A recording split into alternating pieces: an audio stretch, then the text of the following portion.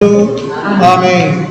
Enviai, Senhor, do alto céu, vossa luz, vossa verdade, elas serão meu guia, me levarão até o vosso Monte Santo, até a vossa morada. Em nome do Pai, do Filho e do Espírito Santo. Amém.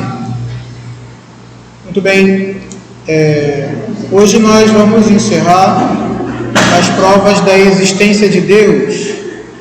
Eu acho que seria oportuno eu mais uma vez tratar alguns detalhes da terceira via, que eu sei um certo grau de complexidade existente na terceira via, e logo em seguida vamos para a quarta e a quinta, que em geral são mais fáceis.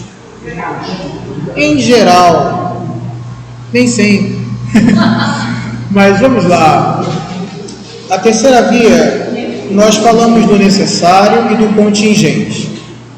Resumidamente, ela tem dois grandes polos. O primeiro polo é aquele em que nós podemos dizer o seguinte: é impossível que todo o universo, que toda a realidade seja contingente. Esse é o primeiro ponto, primeiro grande núcleo. O segundo é aquele que diz que tudo que é necessário retira sua necessidade de outro. Então, dois grandes pontos. O primeiro é impossível que tudo no mundo seja contingente. E o segundo polo é que tudo que recebe sua necessidade recebe de outro. Tudo que é necessário recebe sua necessidade de outro. Esses dois polos são essenciais, porque a conclusão desses dois polos o primeiro diz, existe algo necessário, e o de baixo diz que o necessário não pode ir para o infinito, logo tem um necessário que não depende de nada, e esse é Deus. Então são dois grandes polos. A alma, para entender esse argumento, é entender esses dois polos. O primeiro deles foi que eu tentei mostrar para vocês, que era impossível que toda a realidade fosse contingente. E como é que eu fiz isso? Eu falei para vocês que dentro de cada um de nós, de cada coisa aqui presente, existe um princípio de realidade.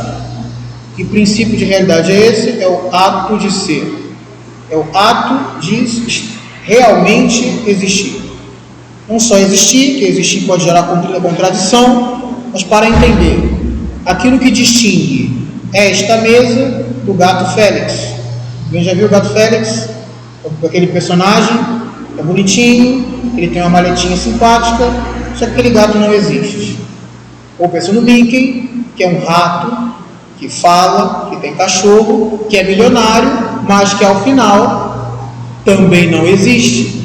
Então você imagina, o Mickey é mais famoso do que essa caneta. É assim? Só que essa caneta tem uma vantagem enorme em relação ao Mickey. A caneta existe e aquele rato falante não existe. E o que tem dentro dessa caneta que não tem naquele rato falante? O ato de ser. Um princípio que dá realidade para as coisas, que faz com que as coisas sejam mais do que mera imaginação. Isso daí eu chamei de ato de ser. Não eu, né? São Tomás. Mas é só para poder entender uma maneira, uma imagem de entender o ato de ser. O princípio que faz uma coisa ser real.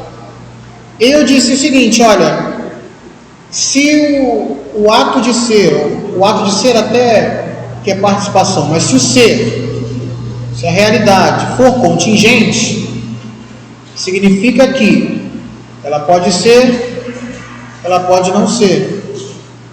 Ela teria sido gerada em algum momento, toda a realidade. Só que isso não é possível. Por quê? Se a realidade, se você, por exemplo, vai tirando as coisas, tirando a realidade das coisas, não sobra nada. Lembra como é que nós fazíamos para poder saber se uma coisa é contingente ou necessário? É simples. Se uma coisa teve princípio, ela é contingente. Se nasceu, é contingente. Se pode morrer, pode ser destruído, é contingente. Tudo que pode ser gerado e destruído é contingente. O ser humano é gerado, então ele é contingente. Eu, por exemplo, sou contingente. A realidade não é uma contradição à minha não existência, porque eu nasci, vou morrer, continuo eviternamente, né? Mas eu nasci, eu tenho um ponto de início. O meu início e o início da realidade inteira não coincidem. Entende? Então aí, por isso que eu sou contingente. Todos nós somos contingentes. Pode ser, pode não ser. A realidade inteira não pode ser contingente. E por quê? Ora, porque se eu disser que a realidade nasceu, eu estou dizendo que em algum momento ela nunca foi. Se em algum momento houve um nascimento da realidade, quer dizer que antes desse momento ela não foi. E o que existe fora da realidade? Nada. Nada. Fora do real não tem nada. Se eu tiro a realidade das coisas, sobra o nada. Nem a imaginação sobra. Sobra o nada. Então eu não posso falar que a realidade nasceu. Tudo bem? A realidade não pode nascer. Não pode ter o real nasceu a partir daqui. Não estou falando do universo, estou falando do real, que é mais sério do que o universo. Eu não posso falar o real começou aqui, porque se eu falar que o real começou aqui, você vai ter que dizer o que tinha antes. E o que tinha antes é o nada, então não faz sentido. Porque para sair do nada e ir para o ser, teria que ter algum princípio, teria que ter alguma coisa. Então o real não pode nascer, o real não pode morrer. Porque se o real morreu, o que vem depois é o nada também. E o nada é. Daí você tem o real não nasce, o real não morre. Então ele tem que ser necessário. Mas não é qualquer real que é necessário. Eu sou real, né? Mas não sou necessário, eu sou contingente. Então deve ter algum real mesmo, que é necessário, absolutamente necessário, e que não seja gerado por nada, nem por ninguém. E isso a gente chama Deus. Esse é o polo. E o segundo polo é: tudo aquilo que é necessário recebe a sua necessidade por outro. De onde é que vem essa ideia? É o seguinte: quando um cientista, um filósofo, um pensador, qualquer coisa, diz que é necessário que chova amanhã, é necessário que aqui necessite de tantos megabytes para poder funcionar a luz, essas necessidades dependem de uma relação de causalidade. Quando você fala, olha, necessariamente, se você empurrar sua mãe no 12º andar, ela vai morrer. Da onde que vem essa necessidade? Da relação de causalidade entre um ser humano no alto do prédio se espatifando no chão. Tem uma relação de causalidade. A gravidade vai puxar a pessoa para baixo. Então, essa afirmação é necessário o quê? Retira o valor de necessidade. Não é contingente. Se eu empurrar uma pessoa no 12º andar, ela vai cair, e não é contingente. Ah, pode ser que ela caia, pode ser que ela não caia. Ela vai cair. Essa necessidade vem da onde? Das relações de causalidade entre as coisas. Quando um cientista fala, é necessário, necessariamente, isso está pautado e assentado em relações de causalidade. Especificamente de causalidade eficiente, por exemplo. Só que nós vimos que as relações de causalidade eficiente, elas vão se remetendo sempre a uma causa primeira, como nós falamos. Vocês lembram? Uma causa chama a outra. Lembra do exemplo que eu falei? Botei ali atrás uma arapuca. Mas para poder ter, tem que ter parede. Para ter parede, tem que ter o prédio. Para ter o prédio, tem que ter o engenheiro que projetou. Para ter o engenheiro, tem que existir a ciência funcionando. Esse para quê? O que é isso? É necessário que. E da onde eu tirei as necessidades? Da relação de causalidade. Só que a causalidade, ela vai até a causa incausada. Então, o necessário, a mesma coisa. É necessário o quê? Até que você chega onde? No necessário absoluto, que sustenta todas as necessidades, do mesmo jeito que ele sustenta todas as causalidades, todas as relações de causa e efeito. Alguém entendeu o que eu falei agora? Ficou mais fácil do que da última vez? Não sei se ficou mais fácil, se não, espero que sim. Então lembra do exemplo lá. Eu fui lá, Garapuca, parede, prédio, projeto, mundo funcionando normalmente. E o mundo funcionando normalmente tem uma relação de causalidade, até você chegar numa causalidade última, que é Deus. Essa causalidade última é o necessário. Porque a última necessidade que sustenta todas as outras necessidades que nós encontramos é o necessário absoluto, que nós chamamos Deus. E por isso que é tão bonito, porque toda vez que alguém fala é necessário tal coisa, se você começar a perguntar, mas por quê? Você vai chegar em Deus. E é por isso que eu repito a máxima de sempre. Qual é a máxima de sempre? Se a pessoa fala, por que se escondeu tão bem? Porque procurou tão mal. É assim que eu respondo, porque procurou tão mal. Se você olha com observação, é necessário o quê? Até você atingir o primeiro, que é Deus. Essa é a terceira via, a via das necessidades. E eu gostaria que ninguém esquecesse o que é uma via. Uma via, um afluente no meio do rio da realidade que te leva para a fonte. Então, o motor, o movimento, a causalidade do movimento, as necessidades dentro das relações de causalidade. Olha que coisa interessante. Eu vi o movimento, chama motor. O motor falou, tem várias causas eficientes em torno. E depois ele falou, mas a causa gera necessidades. O movimento, a causa, a necessidade estão te levando para Deus. E agora vamos para mais uma coisa, que é a beleza. Mas a beleza, que é o quarto grau, nós vamos ler aqui o que fala o Santo Tomás e vamos fazer objeções. Claro, porque nós somos hereges. Brincadeira. Então, vamos ler aqui a quarta via simpaticamente e não tão simpaticamente assim. A quarta via se toma dos graus que se encontram nas coisas. São Tomás fala que as coisas existem em graus. Encontra-se nas coisas algo mais ou menos bom, mais ou menos verdadeiro, mais ou menos nobre. É verdade isso? Você encontra nas coisas um maior e um menor, o mais ou menos? Você fala, claro, gente, tem coisas que são melhores e coisas que são piores, né? Pode comparar grau. Uma coisa é uma barra de chocolate, outra coisa são duas, brincadeira. Uma coisa é uma barra de chocolate, outra coisa é um casamento, né?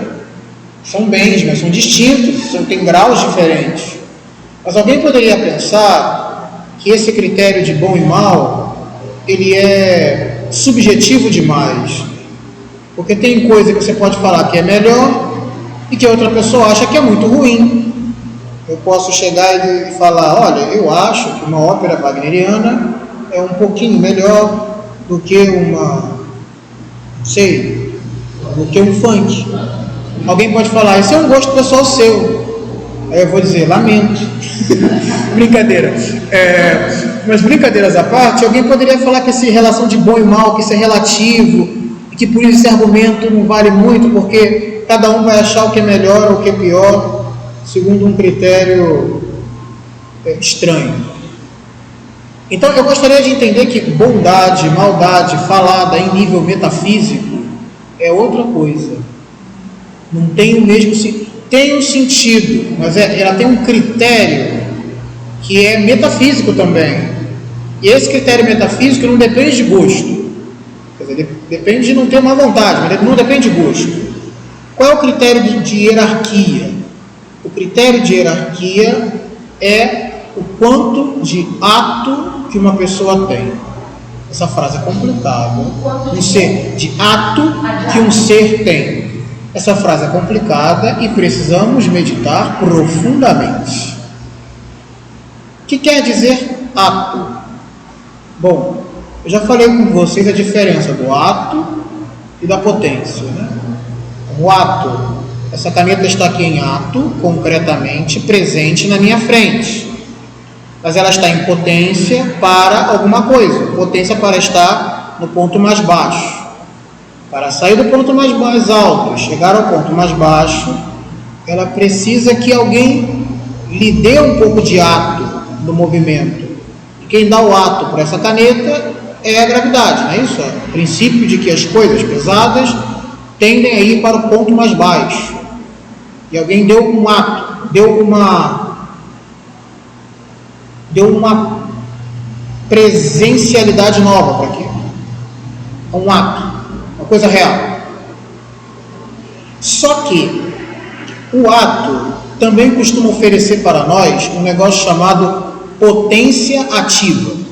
Tem uma diferença entre a potência passiva e a potência ativa. Potência passiva é a capacidade que você tem de receber coisas, de receber atos, de receber qualidade, de receber movimento, de receber coisas. Então eu, por exemplo, tenho potência passiva de alguém vir aqui e de me empurrar e me arrastar para fora dessa sala. E passivamente eu fui puxado.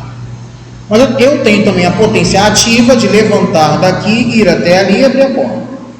A potência ativa é a capacidade para realizar coisas, é a capacidade de dar ato para alguma coisa. E a potência passiva é a de receber coisas. Então todo ser humano tem potência passiva para o conhecimento. Eu estou falando que tem potência passiva para o conhecimento. Mas depois que você aprende, você começa a ter potência ativa para ensinar, para comunicar conhecimento. Então eu tenho potência passiva para receber coisas e tenho potência ativa para comunicar coisas. Na potência passiva eu recebo, na potência ativa eu comunico. E aqui tem um dado importante. A potência ativa está diretamente vinculada ao quanto de ato que eu tenho na minha constituição. Porque é do ato, também chamado perfeição, do ato, do princípio de perfeição, de onde vem o meu poder para fazer as coisas. O poder para realizar, o poder de realização, depende do quanto de coisa que eu tenho em ato. Na dúvida, pensa na relação do conhecimento. Eu tenho mais poder para ensinar, quanto mais conhecimento eu tenho em ato, dentro de mim. É claro que o conhecimento não é bem em ato, mas dá para entender. Quanto mais conhecimento eu tenho, mais eu posso dar. Quanto mais ato eu tenho, mais eu posso oferecer para alguém. A potência ativa que um ser possui está diretamente vinculado ao quanto de ato que ele tem dentro dele. Ótimo. Então, esse ato é aquilo que chama perfeição. Mais perfeito é um ser é tanto mais perfeito quanto mais ele pode oferecer e atualizar coisas. E sobre esse aspecto, sim, existe hierarquia dos seres. Vamos lembrar de novo do nosso grau? Mais baixo, seres inanimados. Tudo que está aqui em volta, mesa, ventilador, esse computador aqui, seres inanimados, coisas tratadas pelos físicos. Essas coisas possuem um certo grau de ato, tem uma certa potência ativa, né? Aquele ar-condicionado ali atrás, ele é tudo feito por seres inanimados. Não tem nenhum micróbio ali dentro, é tudo coisa inanimada, que não se move por si mesmo. Mas aquilo tudo junto tem a potência ativa de gelar esta sala. Tem essa capacidade de fazer isso. Então, as coisas inanimadas, elas têm um certo grau de potência ativa. Só que tem uma característica, né? Toda a potência ativa delas depende de alguma coisa externa que dê um empurrão. É você que aperta o botão, é o outro que liga na tomada, é um sensor que vê a temperatura do ambiente. Mas ele precisa, é uma potência ativa que não está completamente dentro dele. É uma consequência da potência ativa de outro. Todo mundo entende? E por isso os seres inanimados todos, eles são os menos perfeitos. Por mais complexo que seja um computador, né, ele ainda está entre os menos perfeitos, porque ele não tem consciência de si, porque ele não consegue se produzir por si mesmo, e ele é consequência de uma programação de outro ser e da junção de peças de outro ser. Então ele ainda está no nível mais baixo, que a potência ativa dele, no fim das contas, é uma consequência da potência ativa de outro. Está claro isso que eu estou querendo dizer? Os seres inanimados. Então eles são os menos perfeitos, eles são os que têm menos potência ativa, menos capacidade de gerar o ato para outro, conduzir o ato para alguma coisa. Aí tem o segundo nível, porque nós temos as plantas, e as plantas, elas têm já dentro delas um princípio de ato, que por um lado até vem de outra coisa, né? Mas elas já geram coisas que vêm de dentro delas, são os frutos, por exemplo, o crescimento. Dentro de uma árvore, você tem uma potência ativa, ela já realiza coisa, ela já cresce, se alimenta, gera fruto. Não é como uma pedra, que se você deixar ali, ela fica. Se você deixar a árvore ali, ela já começa a fazer coisinhas. Então, ela já tem um nível de perfeição maior, porque ela já consegue comunicar mais ato. Ela consegue gerar um movimento que nasce do seu interior. Claro, com aquele, como eu falei, né? É um que move o outro, é um que move o outro. Mas ainda assim, o movimento já vem do interior. Já tem uma natureza que comunica o movimento para ela. Ela já tem mais ato do que a pedra. Já tem potência ativa maior do que a pedra. O animal também, porque além de fazer tudo que a planta faz, porque o animal cresce, o animal come. O animal faz tudo que a planta faz, respira. O animal faz tudo que a planta faz, mas além disso ele ainda anda. Então ele tem mais potência ativa ainda, que ele pode fazer mais do que a árvore. Ele anda, ele respira, ele tem sensorialidade, ele te lambe, você é um cachorrinho simpático. Exatamente, o animal, ele, além de fazer tudo que a árvore faz, ele faz mais ainda, por isso ele tem o quê? Mais potência ativa. Se ele tem mais potência ativa, ele tem mais ato dentro dele. E o ser humano tem tudo, porque a gente faz tudo que a árvore faz, a gente faz tudo que o cachorro faz, e ainda faz uma coisa a mais ainda. A gente ainda pensa, a gente já tem consciência de si, ainda consegue transformar o mundo onde nós estamos. O cachorrinho não sabe fazer isso. Transformar assim, a gente consegue humanizar o nosso ambiente, fazer com que o ambiente se conforme a nós. E o cachorrinho não sabe fazer isso. Ele se conforma ao ambiente. Está com fome, come. Está com sede, bebe. Não tem comida, vou embora. Não vou pensar numa maneira de gerar comida num local e morar em outro porque é mais fresquinho. Não sabe fazer isso. Acabou a comida e vai embora. Então, olha que coisa, nós temos mais potência ativa, e é por isso que é mais perfeito, metafisicamente.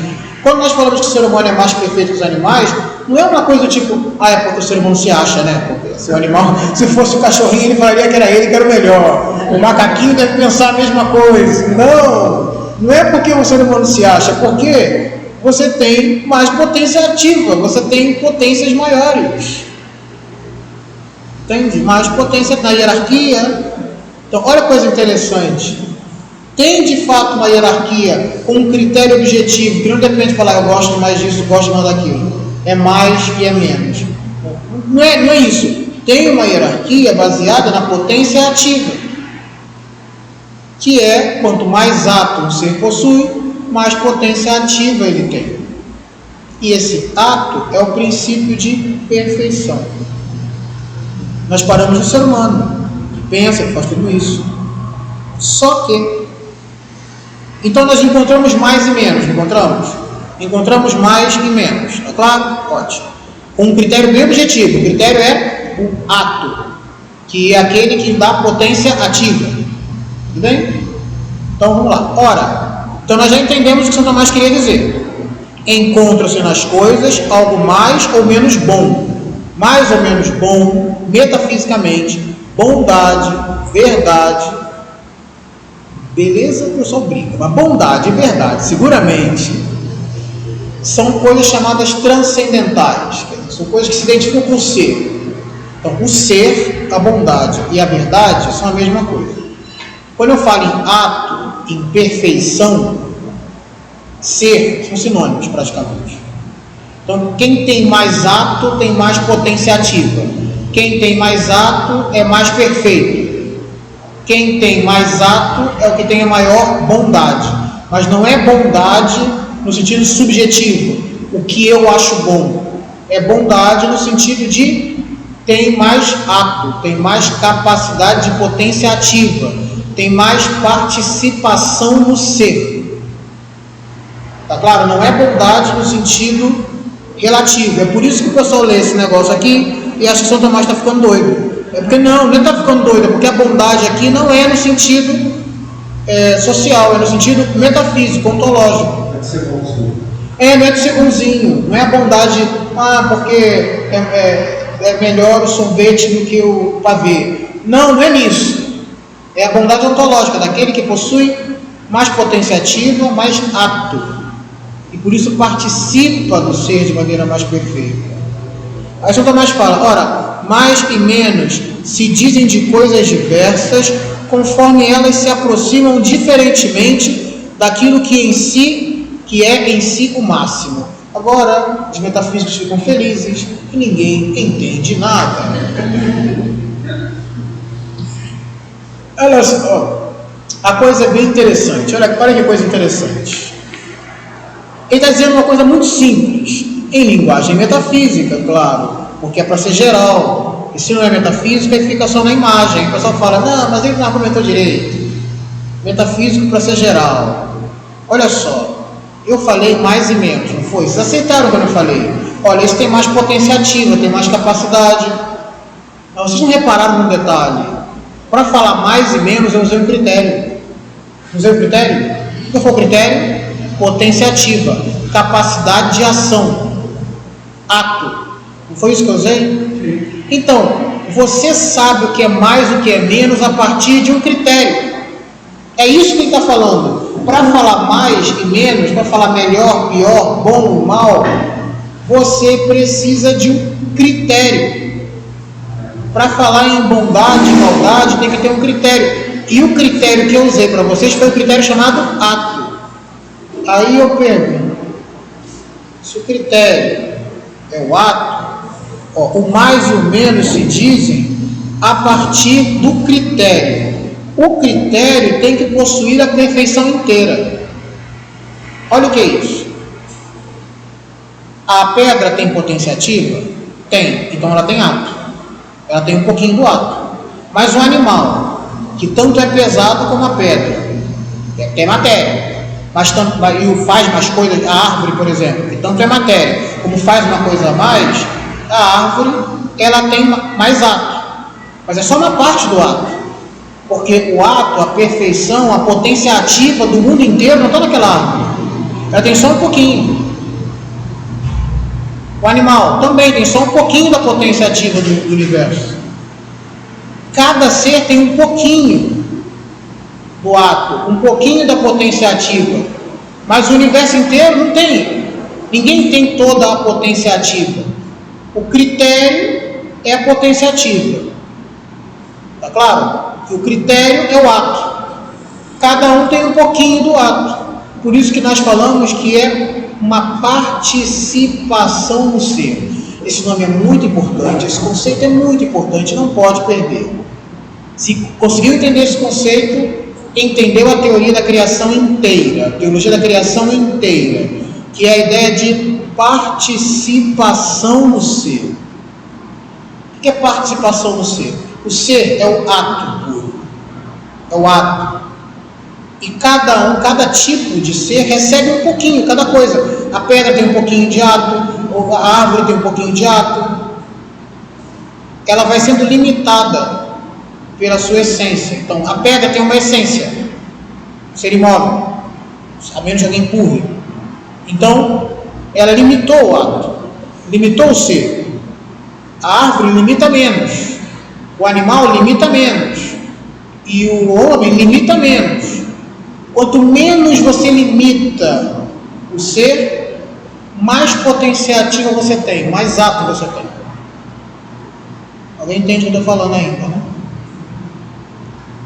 Então, tem que ter alguma coisa que seja o critério de perfeição. Exemplo básico, o fogo, que nem eu usei da última vez. Lembra do fogo? Está o fogo tranquilão na dele lá, quente, aquecendo tudo. Ele tem o calor todo dentro dele.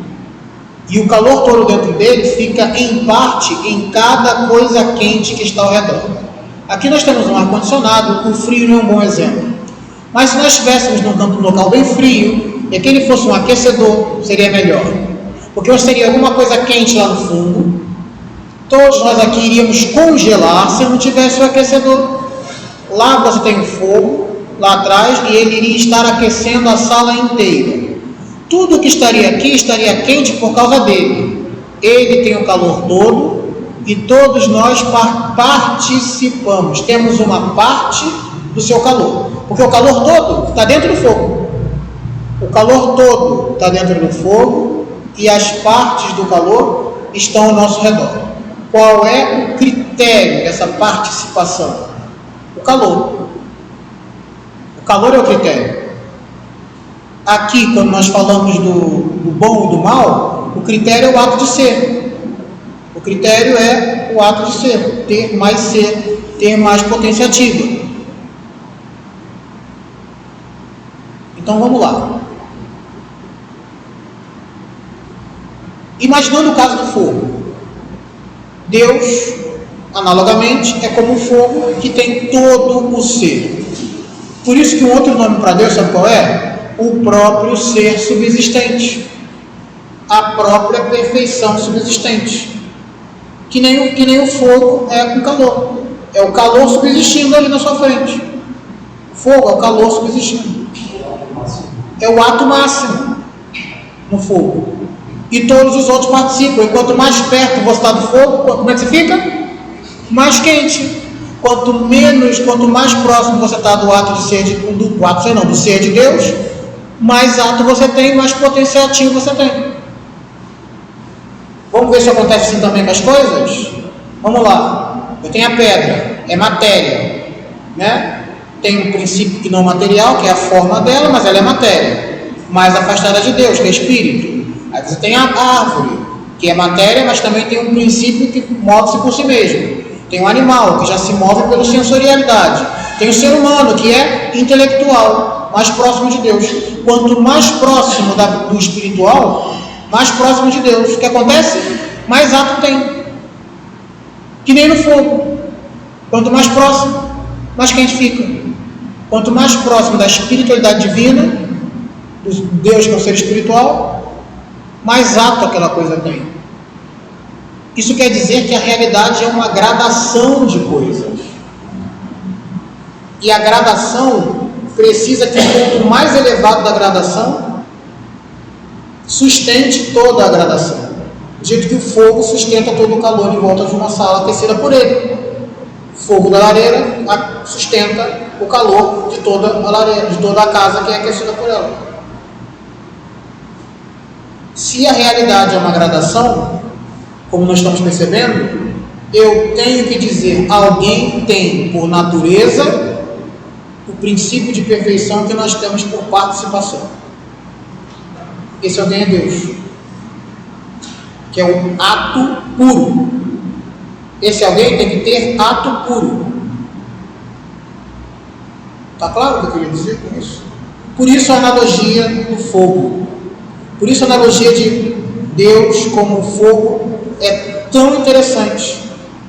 Porque ela é uma imagem do real. O fogo e as coisas quentes. Deus e as realidades. O próprio ser subsistente e os seres por participação. A imagem do fogo que aquece o ambiente, ou o mais bonito do sol que aquece todo o planeta Terra, é a imagem da realidade inteira. Porque essa é a realidade inteira. É Deus, ser subsistente, que sustenta a realidade que está conosco. Que é o que faz com que nós não sejamos o Mickey, nem o Pato Donald. Aquela voz é engraçada. Alguém entendeu o que eu estou falando? A gente acha que sim. Eu espero que sim. Agora, dentro de cada ser humano também tem gradação. Tem potência para a gente entender. Tem potência, graças a Deus. Espero que nesse momento já ativa. Espero que nesse momento já a potência ativa, entendeu? Dentro de cada ser humano também tem gradação. Sim, mas essa gradação já não é mais no ato de ser, já é uma gradação de um outro critério. Lembra, as gradações, elas estão baseadas num critério. E o critério que eu estou usando é a gradação do ato de ser. E essa gradação do ato de ser é o tipo da gradação metafísica, que exige um sumo grau, um princípio primeiro, que seja a causa de todos os outros. Seja a causa dos outros. E essa causa é aquilo que a gente chama de causa vertical, não é a causa horizontal. A causa horizontal é quando eu empurro alguém. É quando eu, faço um movimento, tem um nome mais técnico, é causalidade predicamental. Que é quando você causa um movimento, você movimenta as coisas assim, por exemplo. Agora tem outra causalidade, que é a causalidade que você dá ao ser alguma coisa, como um artista, que tem na imaginação aquilo que ele pensa, mas na hora em que ele fala, ele tira algo da imaginação e põe na realidade. Não é a causalidade de você movimentar uma coisa, de você fazer uma coisa crescer ou diminuir. É a causalidade com que você torna alguma coisa real. Você tira alguma coisa da imaginação e faz com que ela participe da realidade, que ela entre no mar das coisas reais. A Mona Lisa um dia foi uma imaginação do Da Vinci, e agora ela convive conosco na realidade. É claro que não é como Deus, que criou a partir do nada. O Da Vinci tinha uma figura, mas a Mona Lisa um dia foi imaginação na cabeça do Da Vinci, e ele a pôs na realidade para nós. E o que nós estamos falando é que tem Deus, que é o sumo bem, que tem a perfeição total, a potência ativa completa, que é o quê? O poder de criar tudo a partir do nada. Lembra, todo ser humano, poder de pensar, a potência ativa de fazer coisa. Eu tenho Deus, a potência ativa de criar tudo do nada. Potência ativa de Deus, não potência passiva. Deus não fica mudando de potência passiva, mas potência ativa, máxima, total, porque ele é o ato puro, o sumo bem. Ele tem a máxima potência ativa, e como tem a máxima potência ativa, ele causa as potências ativas de todo mundo, que é tornar as coisas existindo.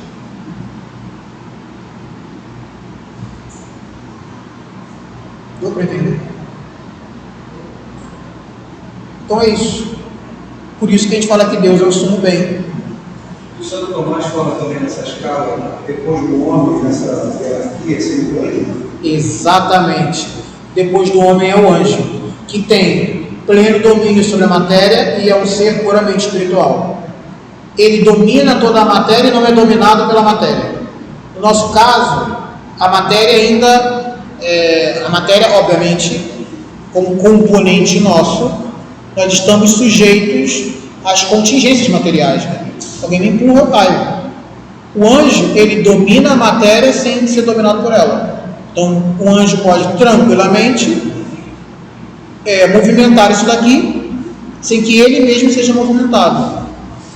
Isso seria uma aula para falar de anjo, mas quando você lembrou do anjo, eu vou falar assim mesmo. Eu já estou animado. Então, olha só.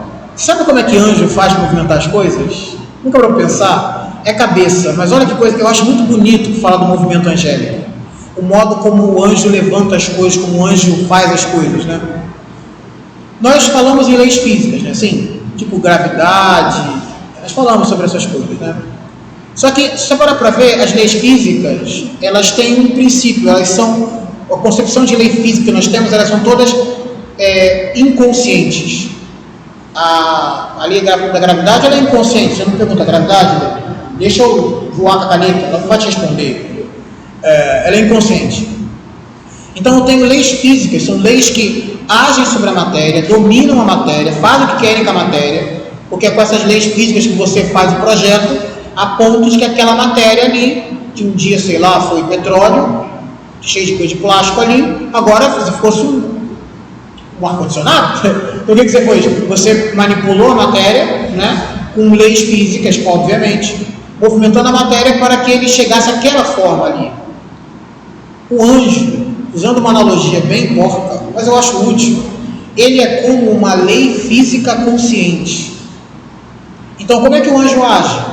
Se o anjo, como é que ele fosse movimentar essa caneta?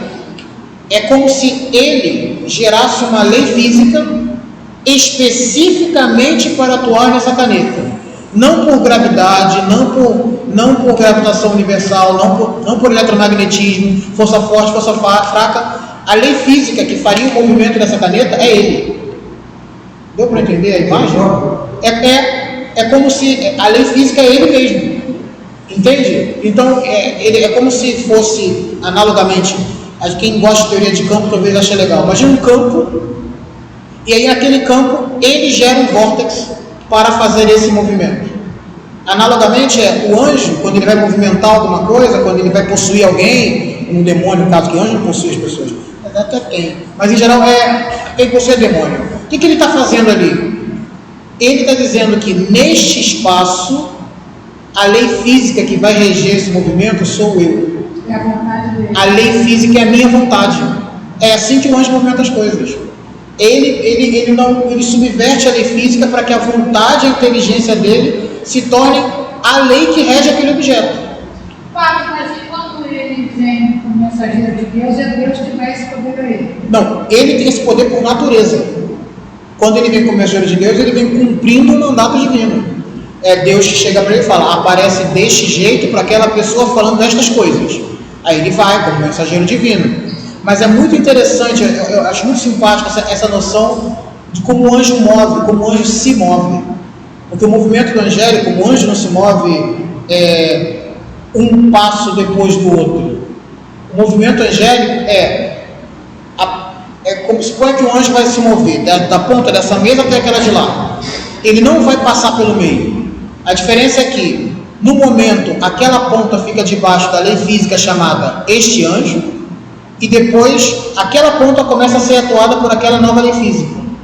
É como se, eu chamo de lei física, que é uma analogia minha, pessoal, metafísicos de plantão, não fiquem com raiva de mim. Mas só para entender, tá bom? É como se fosse o seguinte, ele não precisa passar pelo meio para poder estar aqui e chegar lá. Um acontecimento aqui gerado por uma lei física que é a vontade deste anjo, e a partir de outro momento ele começa a querer aquela ponta, e aquele ali fica debaixo da vontade dele, e aquela ali começa a estar debaixo, a lei física que rege ali é ele não passou pelo meio, a vontade dele saiu dali e foi para lá. Entendeu como que o anjo movimenta? É assim que movimenta. Só que, diferentemente de Deus, ele não pode fazer isso em todas as coisas reais, porque o anjo não é onipresente. E aí está uma distinção muito clara. O anjo sempre... Por que a gente pode falar que um anjo aqui ou ali? Porque é a ação dele localmente distribuída. A ação sobre toda a realidade, somente Deus pode fazer.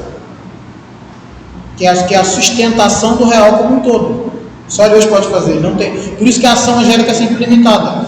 Embora ele possa ser uma espécie de lei física no ambiente específico que ele está, ele não o pode fazer em todo o real. É sempre limitado. Mas além do limite do espaço, deve ter algum outro limite de estilo, né? Não pode fazer qualquer coisa. Não pode fazer qualquer coisa, só pode fazer aquilo que é por permissão divina. Por quê? Porque os anjos também participam do ser. O anjo é sustentado pelo ser. Lembra do fogo? Continua sendo, também o demônio continua sendo sustentado no ser por Deus. Mesmo o demônio sustentado no ser. Não há como. Lembra do fogo? A ação diabólica só pode acontecer por permissão divina. E a função da permissão divina para a ação diabólica é sempre aumentar a santidade daquele que passa por aquela provação, para fazer para aquele que existe a provação. É sempre assim, como eu falei no início. Os males são permitidos por Deus por causa de um bem maior. Mas o demônio, ele não é uma espécie de Deus mau, que tem todos os poderes, e aí Deus fica atrás dele, não é assim não. O livro de Jó é bem claro sobre isso. Assim. Então o demônio foi diante dos filhos de Deus pedir a Deus para poder tentar Jó. Por quê? Porque não é assim. Não é de qualquer jeito. As permissões divinas para que o demônio faça certas coisas é para a santificação de alguém, seguramente. Você tem explicado em Jó, né? É bem explicado em Jó, como eu falei, né? Quando Deus fala assim, chega. A partir de agora é como eu quero. E é como eu quero, acabou. Porque lembra, esses seres são sustentados no ser por Deus. Sustentado no ser quer dizer o quê? Qual é a imagem de sustentação no ser? Lembra do fogo e a sala quente. O fogo sustenta a temperatura quente naquela sala. Deus sustenta as coisas no ser. Na verdade, sustenta tudo. Tudo, exatamente, tudo. Sustenta tudo no ser. Mas por que o ser humano é o mais, na criação, a mais amada por Deus? Aí o problema é Deus não quis se fazer anjo, quis se fazer Deus, né? Quis se fazer homem, né? Porque ele quis.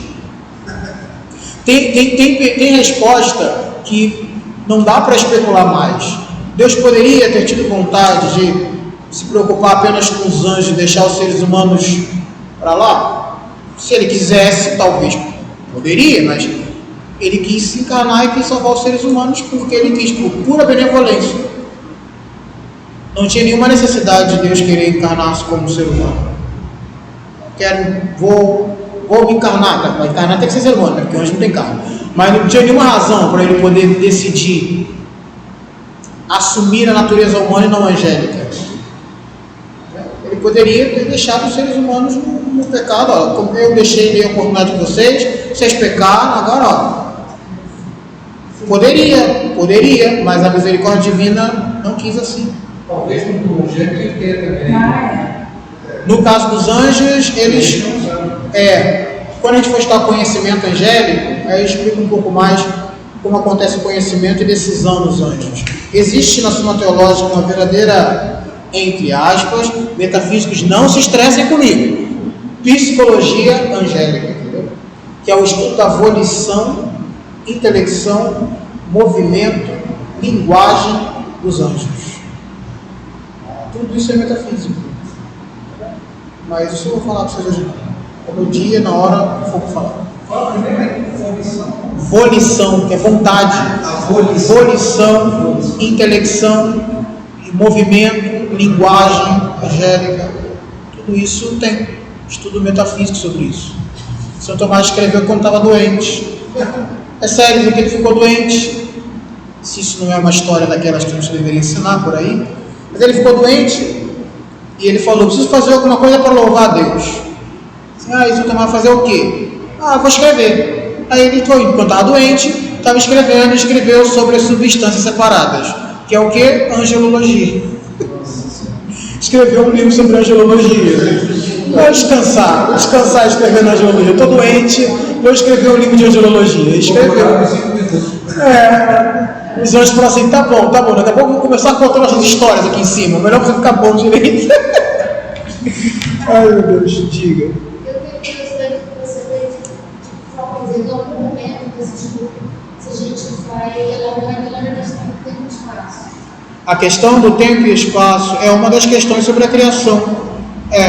Mas na física de Aristóteles é mais ou menos fácil entender. Tanto espaço é potência do lugar, né? E o tempo é o número do movimento segundo antes e depois. São categorias aristotélicas. Simples assim. Sim, mas eles não tratam. Não vai te dizer tempo e espaço, certo? Depende do modo como. Os atos não. Então, submetidos a tempo e espaço, depende. Não no jeito como nós consideramos tempo. Mas se você considera tempo como número de movimento, se existe aumento de intelecção angélica, aí poderia pensar em certo grau de movimento, mas que não é medido pelo movimento do Sol. Eu estou falando isso por causa da questão do espaço, né? O movimento angélico, que você falou. Sim, não, eles não estão submissos à noção de espaço material, seguramente que não, mas tem limites na ação, não é imenso, não é onipresente, não existe ação angélica onipresente, por isso que é sempre limitado. Ou ele está aqui ou está no Japão. Um único anjo age aqui ou no Japão. Ele pode, a diferença pode ser infinitamente mínima, porque é uma intelecção angélica a diferença. Pode ser, ou até menos. É o tempo, seria o que a gente chamaria de intelecção, um tempo de uma intelecção angélica, mas ele não. A ação dele é sempre determinada, porque ele não é onipresente. Pode ser que tenha algum que possa atuar em duas, mais ou menos como a gente faz, né? Eu estou aqui e estou falando com alguém em algum canto por meio digital, que seja, por algum artifício, né? Mas o poder do anjo é sempre para realizar uma coisa de cada vez. Ele não tem a onipresença divina que opera todas as coisas ao mesmo tempo. É nada pensar que eles estão em outra dimensão? Depende do que se tem dimensão. Se entender dimensão no sentido como quinta dimensão, quarta dimensão espacial, não. Aí não seria bom, né? O ideal, assim, talvez, para uma imagem que eu uso para a realidade angélica, como eles não têm limite corporal, uma imagem que eu uso muito é a imagem dos campos. Quem gosta de teoria de campo entende, né? Quando você fala de um campo, fala de uma coisa que vai do infinito para o infinito, mas que a operação é localizada. Então, a interação é localizada. Então, uma imagem que eu costumo usar para falar dos anjos são as teorias de campo. Como o campo magnético, o campo de rádio. Isso, que você tem uma coisa que opera infinitamente, mas que localizadamente tem efeitos distintos. E dependendo de como sai da fonte, ela opera diferente quando interage com esta antena, com a outra e assim por diante. Então, a imagem que eu costumo usar para poder descrever um anjo é muito mais a imagem de um campo, que aí você consegue entender como que ele está vendo a Deus no céu e agindo na terra. Entende? A imagem que eu costumo usar é uma imagem própria da teoria de campos, né? Isso eu acho que não sei se fica claro. Muito bem. É uma imagem que não é boa, porque o campo ele está espacialmente envolto em tudo quanto é campo. A ideia do campo, né, é algo infinito. Então seria impróprio. Mas é uma imagem boa, porque o infinito de um campo não é o infinito real, é sempre o infinito delimitado, né? Fisiquei demais. Fisiquei demais. Mas como eu sei que tem uma galera ou outra de ciências exatas aqui, eu acho que deu para entender a imagem, né? Muito bem. Quinta via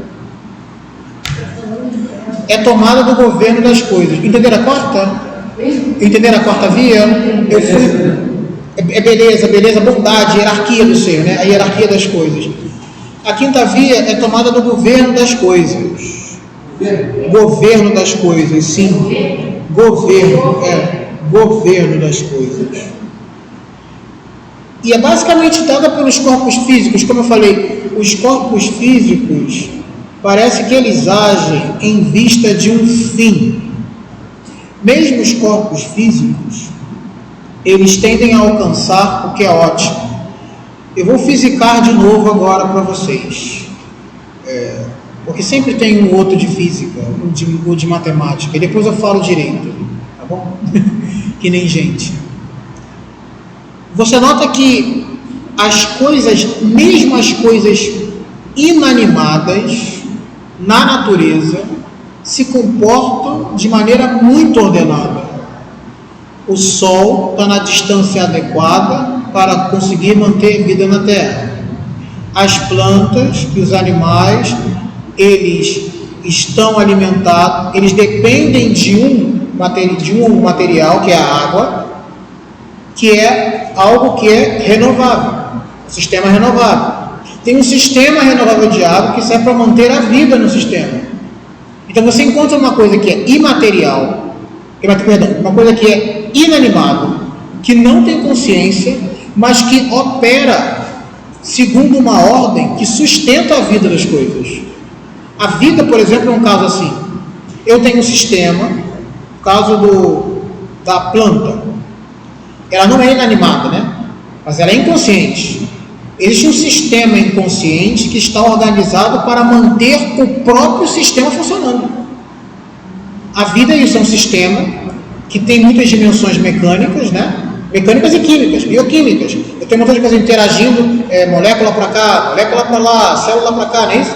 Várias interações químicas que juntas protegem o próprio sistema que as gerou.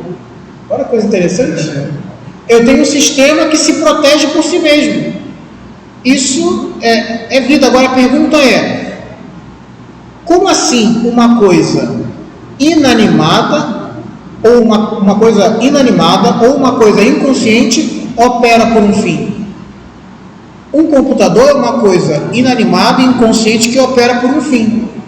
Mas é claro que o fim dele é gerado por outro, que sou eu que projetei. Agora eu estou vendo que a natureza, eu tenho um sistema que se defende, que se protege, uma série de interações químicas que se protegem mutuamente por um fim, que o fim daquelas interações é proteger o próprio corpo subsistindo. Então eu tenho coisas operando por um fim. E como, da onde vem a finalidade das coisas que não têm intencionalidade?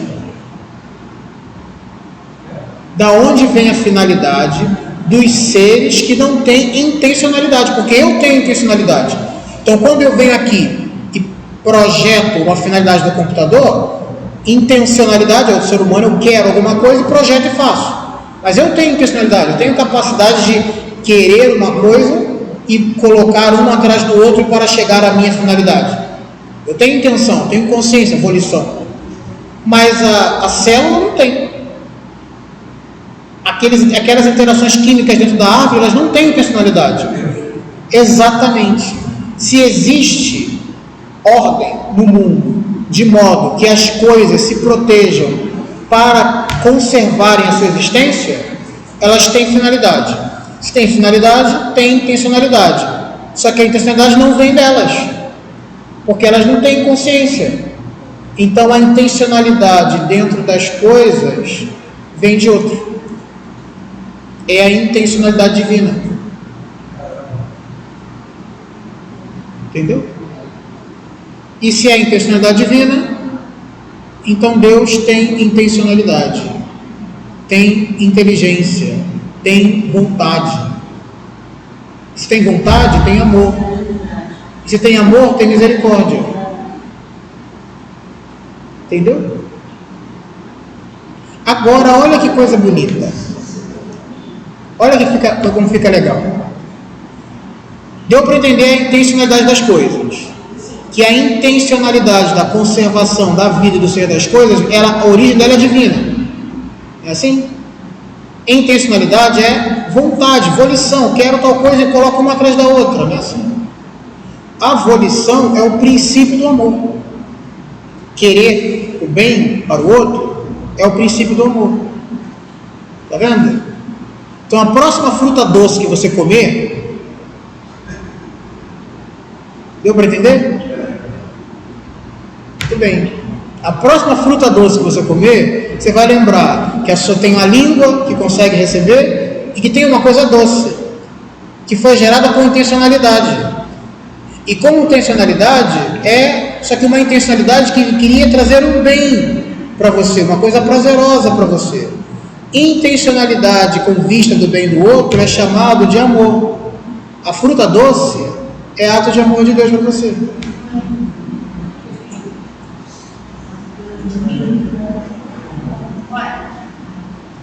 Tá bom? Deu para entender? Por que é importante da metafísica? Então é isso. Esse princípio da intencionalidade das coisas inanimadas, isso daí é Deus. Tá bom? 5 coisas. Movimento. Precisa de um motor. Você vai revoltando? Deus. Agora, não, movimento não precisa apenas de motor, precisa também de causas eficientes que estão em volta. E aí, quando é que eu chego? Em Deus. Mas as causas eficientes, elas geram necessidades entre as coisas. Então, eu preciso também, para isso, de Deus. Agora, além disso, as coisas necessárias, as coisas que existem, elas têm uma hierarquia. Elas têm mais potência ativa ou menos potência ativa. Quanto mais potência ativa, maior é o poder de causalidade que elas têm, ou menor é o poder de causalidade que elas têm. E a potência ativa tem uma hierarquia.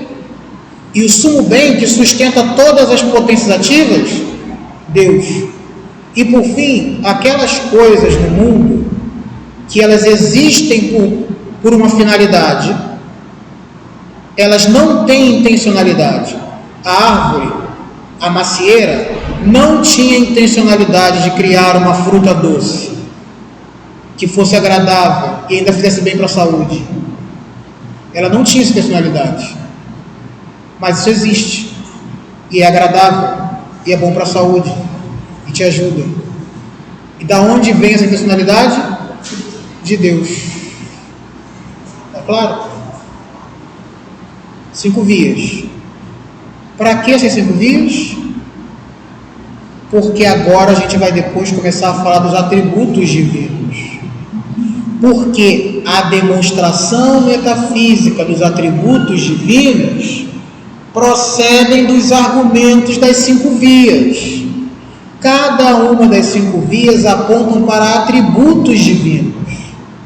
Como eu falei agora, da 5ª via nasce: se a intencionalidade do mundo vem de Deus, então ele tem inteligência, tem vontade. E se tem vontade, tem amor, tem misericórdia, tem justiça, que são os atos vinculados à vontade. Só da 5ª via eu acabei de apresentar 5 atributos divinos. Só que esse atributo divino, por exemplo, do amor, eu vinculei a uma realidade concreta, que é a fruta doce que você come. Deu para entender que as 5 vias fazem? Elas começam a mostrar como que a natureza é um local de encontro com Deus e não uma máquina acéfala criada para gerar dinheiro. Essa é a diferença das 5 vias. É para isso que elas existem. A natureza ganha outra cara. Porém, o tempo... A próxima questão é a questão 3, perdão. Vamos falar sobre a simplicidade de Deus. Tem umas coisas muito divertidas sobre a Eucaristia nessa parte. Então, por favor, não faltem, não fujam. É difícil? Mas vale a pena, tá bom? Então, vamos acabar aqui agora que eu estou atrasado. Graças vos damos, Senhor Deus onipotente, por vossos inúmeros benefícios, vós que viveis e reinais pelos séculos dos séculos. Amém. Em nome do Pai, do Filho e do Espírito Santo. Amém.